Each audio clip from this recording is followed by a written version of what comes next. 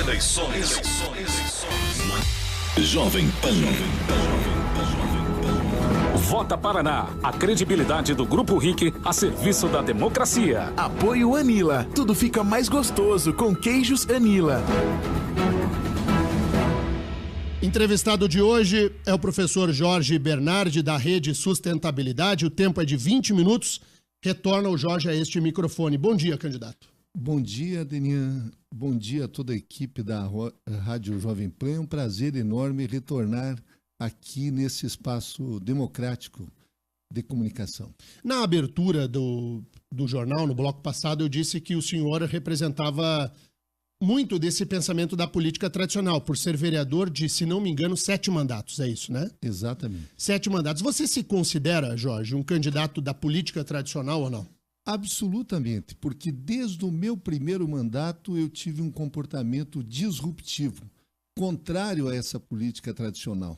Eu sempre me elegi combatendo os privilégios, combatendo esse comportamento das famílias que governam o Paraná. E quando eu fui presidente da Câmara, isso há praticamente 30 anos atrás, eu enfrentei tudo isso, acabei com as mordomias, com os privilégios. No final da gestão, devolvi cerca de 4 milhões de reais em valores de hoje, acabei com a aposentadoria dos vereadores, acabei com os veículos oficiais, enfim. A Câmara de Curitiba, você era jovem, talvez até adolescente ou criança, estava no Rio Grande do Sul, não sabe disso. Mas as pessoas de mais experiência sabem do meu comportamento. E depois disso, eu nunca mais ocupei um cargo na Câmara de Vereadores, porque os meus colegas vereadores achavam que eu era honesto demais e rígido demais com cuidar da coisa pública. Então, eu não me considero um político tradicional. Eu venho de uma família de imigrantes italianos que eu nasci ali no oeste de Santa Catarina, mas meus avós todos eram gaúchos, e quando eu entrei na política foi por um ideal, por uma causa. Eu sempre mantive o meu escritório de advocacia, são mais de 37 anos como advogado em Curitiba, não vivi exclusivamente da política e também nesse período todo, agora são 15 anos que eu sou professor universitário. Formei 22 mil gestores públicos em todo o Brasil, e fiz uma carreira, tenho 8 livros escritos, então eu sempre combati esse tipo de política tradicional. Tenho sido um ponto fora da curva. E ao ter um currículo tão bonito como esse, candidato, por que na formação da sua coligação o senhor não conseguiu, por exemplo, construir uma coligação como a da Marina? A Marina, embora tenha pouco tempo de televisão, mas ela atraiu para a coligação nacional o Partido Verde. Por que o senhor aqui no Paraná não conseguiu trazer 2, 3 partidos, ainda que não desses partidos maiores, tradicionais, para lhe dar uma sustentação de ocupar um tempo maior no rádio e na televisão, no horário eleitoral, e que lhe garantisse, por exemplo, participação nos debates de acordo com a lei? Excelente a sua pergunta, Deninha. Em primeiro lugar, porque os 3 partidos que compõem a nossa coligação, a Rede Sustentabilidade, o Partido Pátria Livre e a Democracia Cristã, são partidos que não estão envolvidos nessa roubalheira que se implantou no Brasil nos últimos anos. Nós não estamos na Lava Jato, não estamos na Caixa Econômica, no BNDES, aqui no Paraná, no Carne Fraca, não estamos no Quadro Negro.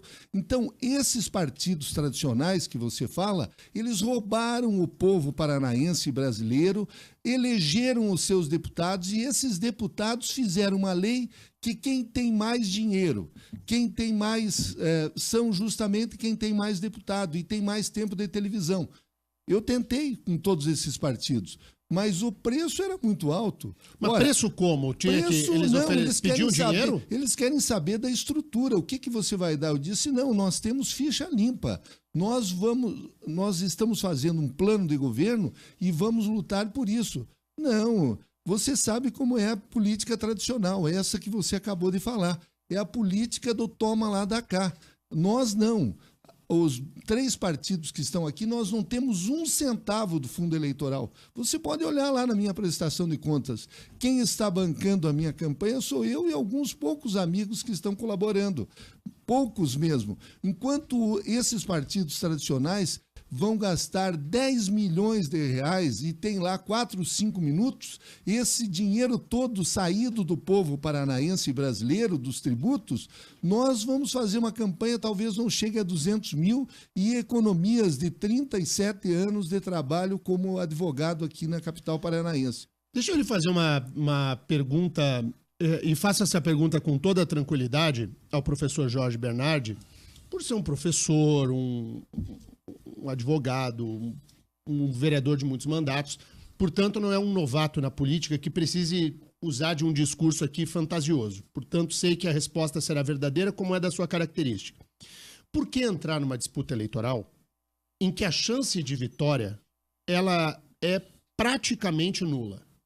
Porque nós sabemos que, diante desse cenário que o senhor acabou de descrever, que é o cenário do dinheiro, o cenário da estrutura, do tempo de televisão, da militância, dos nomes mais conhecidos, da construção de alianças que permitem alcançar os rincões, coisa que a rede sozinha não tem como fazer. Como entrar numa disputa? Por que entrar numa disputa como essa, sabendo que a chance de vitória ela é muito, muito, muito pequena? Essa pergunta eu fiz quando os meus interlocutores vieram me convidar para ser candidato. Eu perguntei, por que vocês querem que eu seja candidato? E eles me responderam, em primeiro lugar, Jorge, porque nós confiamos em você. Em segundo lugar, porque nós consideramos você preparado para o exercício da função de governador. E em terceiro, porque nós não estamos contentes, não estamos satisfeitos com esse quadro, com esses candidatos que se apresentam. E daí eu lembrei, Denian, de uma passagem bíblica que está lá no livro de Juízes, capítulo 9, quando as árvores decidiram escolher um rei. Elas foram procurar o pé de oliveira. Oliveira, você não quer ser o nosso rei? E a oliveira disse, mas eu produzo um azeite precioso. Não, eu não vou me incomodar em ser rei das árvores. Daí foram procurar o pé de figo. Figueira, você não quer ser o nosso rei? E a figueira disse, mas o meu fruto é saboroso. As pessoas amam o figo. Eu também não quero ser rei. Foram no pé de uva. A videira, você não quer ser o nosso rei? E a videira disse, mas o meu vinho, o meu suco, ele é amado pelos homens e pelos deuses, eu não quero ser rei. E daí quem aceitou ser rei? O pé de espinheiro.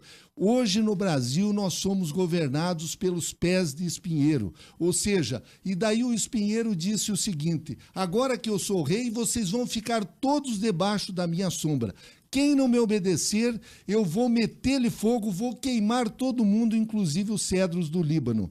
Então, eu quando tinha essas dúvidas também, mas a partir do momento em que eu fui lançado candidato, eu me transformei numa opção para milhares de pessoas que estão insatisfeitos com esses candidatos. Ninguém votou até agora, Deninha. Quem vai votar vai ser no dia 7 de outubro. E até lá tem muita coisa que vai acontecer. Há 3 semanas atrás, o ex-governador estava praticamente eleito senador. Hoje ele não pode sair nas ruas. Eu saio de cabeça erguida. Eu não sei o que vai acontecer com esses homens e mulheres que são candidatos ao governo. Eu sou uma opção e me coloco como uma opção. Encontrei professores meus que disseram, Jorge, agora nós temos esperança no nosso voto. Outros disseram, agora nós temos em quem votar. Então, eu me coloco nesse sentido. Agora, o resultado vai depender da decisão do povo paranaense. Não é por causa disso que nós vamos deixar de lutar. Muito bem.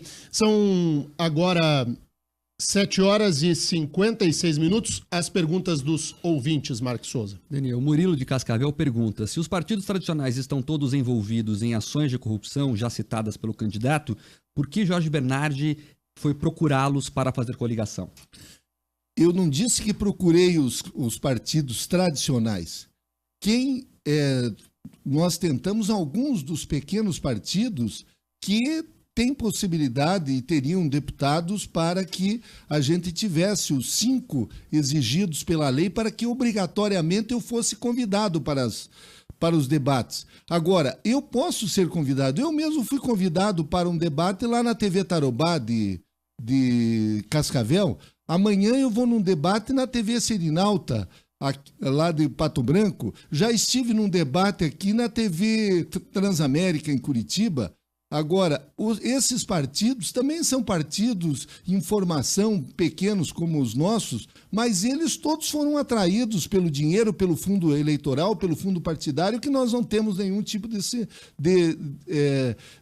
não temos nenhum tipo de acesso a esse fundo eleitoral. Então, o que nós nos colocamos aqui como uma opção entre a equipe do ex-governador Beto Richa, que tem os seus 2 candidatos que estão se digladiando lá, nos colocamos entre os candidatos à velha política do grupo do Requião e do outro lado o PT, que vocês sabem toda essa situação que tem sido analisada aí, o que eles representam. Então nós somos uma terceira via, uma opção nesse lamaçal da política paranaense. E nós nos unimos por um plano de governo que são os 18 eixos estratégicos para o desenvolvimento sustentável do Paraná. Somos uma opção e por que eles tentam o tempo todo me tirar da disputa? Porque eles sabem que eu sou o mais preparado para governar o Paraná. Eu sei dos desafios. Agora, vocês comprariam um carro usado de alguns desses candidatos? Essa é a pergunta que eu faço. O que mais, Mark? Olha só, a pergunta do Oliveira aqui pelo Twitter. Ele fala sobre a questão de partidos de aluguel e se a sua candidatura não está a serviço de uma candidatura maior. Essa pergunta me foi feita pelo Denian algumas semanas atrás aqui nesse microfone. Eu quero dizer que é o contrário. Aqueles que você achava que eu poderia estar a serviço, eles é que estão a serviço da minha candidatura. Porque outro dia a Rede apresentou no seu pequeno espaço na televisão uma peça descendo a borracha aí nos candidatos, usou do espaço da Rede para bater nos adversários. Por quê? Eu emendo a pergunta com a pergunta do ouvinte. Nós nos posicionamos como um instrumento de salvação da política paranaense. Nós não podemos ficar indiferente a essa roubalheira que acontece lá no Palácio Iguaçu e em todo o centro cívico. Então, nós também mostramos a indignação da população paranaense. Não estamos a serviço de ninguém, muito pelo contrário. Nós, o tempo todo, apresentamos as nossas propostas. Mas em 9 segundos, você há de convir que é difícil você atingir o eleitor como você deveria atingir. Então você tem que usar da criatividade, e é o que nós fizemos. Mostramos o Paraná de cabeça para baixo, e nós queremos fazer com que o Paraná ande de cabeça erguida. Eu já fiz mais de 18 mil quilômetros aqui no estado do Paraná e sei do potencial desse estado, sei da riqueza que nós temos de pessoas, de seres humanos e as riquezas naturais e também a produção do nosso estado. Então, você tem que mostrar isso de uma forma publicitária, como é que você vai fazer a mudança e a transformação. E é isso que nós fazemos. Não temos ligação com nenhum desses partidos, muito pelo contrário. Nós nos posicionamos como uma terceira via, entre, de um lado, a turma da velha política do Requião, do outro do Beto Richa, do outro o pessoal do PT. Nós somos uma coligação limpa. Não estamos envolvidos em nada e estamos nos apresentando como uma opção ao povo paranaense. Uma alternativa. O ouvinte Fábio aqui pelo Twitter pergunta o seguinte: o senhor falou que o Requião é da velha política, mas você tem uma ligação com a família Requião, foi inclusive vice do filho dele na última eleição. Como é que é isso? Eu fui vice, mas passei a vida toda contra, inclusive saí do PMDB no ano de 2007, de 87, eu saí do PMDB em função de divergências que nós tínhamos com o Requião. Agora, e eu paguei um alto preço sendo vice do Requião Filho. Então esse é um episódio que passou, porque nunca... O senhor se arrepende de ter sido vice do Requião? Olha, eu vou dizer o seguinte, eu fui vice do filho do Requião, não do Requião. Entende? Então, dizem que a fruta não cai longe da árvore, mas eu considero os seres humanos diferente das árvores. E, nesse sentido, eu acho que nós éramos uma alternativa, porque o prefeito que assumiu aqui, ele se aliou com todas aquelas organizações criminosas que se apropriam do orçamento de Curitiba. O transporte coletivo que eu denunciei, e você me deu uma grande cobertura quando eu estava em outra... aliás, questionavam se ia dar em alguma coisa, e deu, porque tem 14 daqueles membros daquela organização criminosa denunciados pela justiça. 5 anos depois, embora o Ministério Público aqui do estado de Curitiba tenha arquivado o nosso trabalho, que foi um trabalho profundo, mas aquela organização criminosa que continua agindo dentro do município de Curitiba, está sendo denunciada e vai pagar pelos crimes que cometeram contra a população da nossa cidade. Mark. Denir, as perguntas aqui agora são mais no sentido, várias se repetem, naquele sentido, que eles não entendem por que o senhor é candidato ainda, o que o senhor tem de diferente a oferecer ao Estado. Eu acho que essa pergunta, Jorge, que o ouvinte reitera, é porque quando se aproxima o momento do voto, sim, é inerente ao cidadão a escolha do chamado voto útil. Isso. Porque muitas pessoas podem entender que, de fato, o Jorge tenha condições de governar o Paraná, mas, diante da incerteza do que fazer, optam por um candidato melhor pontuado nas pesquisas ou para evitar um mal maior, porque tem muito eleitor que, para evitar um mal maior, escolhe outro. Como convencer o eleitor de que uma candidatura que não decolou nas pesquisas possa ser uma candidatura que mereça o voto?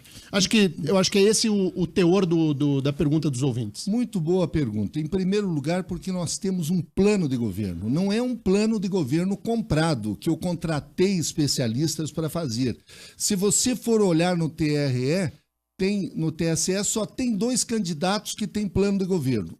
O meu plano de governo, que eu coordenei e que reuni especialistas, arquitetos, urbanistas, engenheiros, economistas, administradores, e fiz o texto final depois desse grande debate, ouvindo a população paranaense e incorporando sugestões dos diversos segmentos da população paranaense. Então, nós temos um plano de governo. O outro candidato, ele tem, mas ele nem leu, porque tem mais de 200 páginas e foram pessoas que ele contratou para fazer. O nosso não, ele está incorporado na nossa campanha. Então, aí você pode ter certeza, tudo que está aqui, nesses 18 eixos para o desenvolvimento de um Paraná sustentável, tudo isso aqui é viável, cabe dentro do orçamento do Paraná.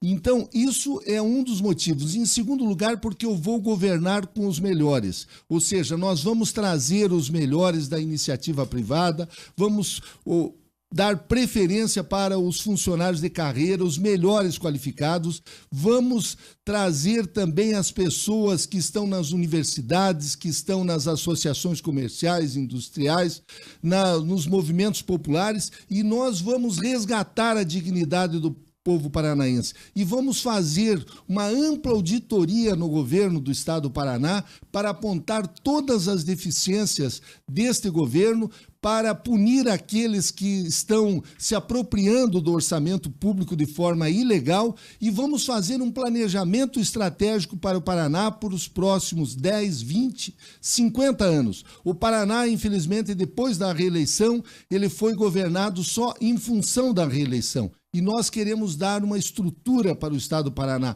um norte para as novas gerações, gerando desenvolvimento, progresso, renda, fazendo com que o nosso Estado, em 4 anos, se transforme na 4ª economia do Brasil, e vamos dar a estrutura para que, numa década, sejamos a 3ª estrutura do país. O Paraná tem 6 vezes o território da Bélgica. Nós temos a população praticamente da Bélgica e temos um PIB 5 a 6 vezes inferior da Bélgica. Nós queremos transformar, com a ajuda dos paranaenses, o Paraná numa nova Bélgica. Para encerrar, a gente tem aqui um minutinho. Queria lhe passar esse tempo, candidato Jorge Bernardi, para sua despedida aqui aos ouvintes da Jovem Pan. Agradeço a você, Denir, Mark, toda a equipe aqui da Rádio Jovem Pan, dizer que o nosso plano de governo ele se inspira no movimento que aconteceu no Paraná no início do século XX, logo depois da Guerra do Contestado, que foi o movimento paranista.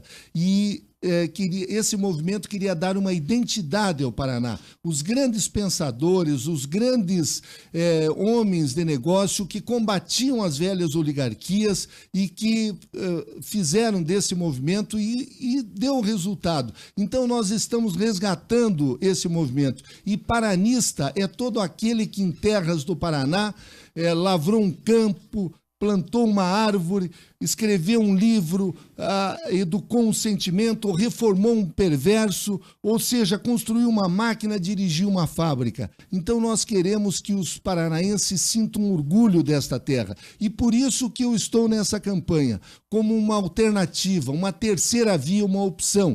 Se você concordar com as minhas ideias, com aquilo que eu penso e defendo na coligação do bem e da verdade para o bem do Paraná, eu peço o seu voto. No dia 7, vote 18, Jorge Bernardi, governador. Obrigado ao candidato Jorge Bernardi pela presença aqui à Jovem Pan. Quem quiser ouvir mais das propostas do Jorge pode ligar na sequência na RIC TV Record. Agora tem um intervalo e na volta a sequência do RIC Mais Notícias.